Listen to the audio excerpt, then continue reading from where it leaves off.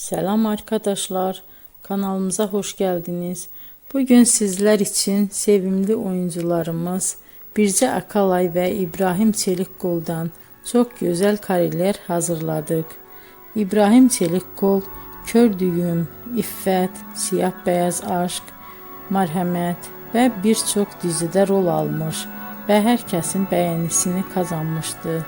Biz de sizler için onların en romantik videolarını derleyip topladık. Arkadaşlar, kanalıma abone olup yorum yazmanızı, videonu sona kadar izleseniz çok sevinirim. Herkese teşekkür ederim. Bizden bu kadar arkadaşlar.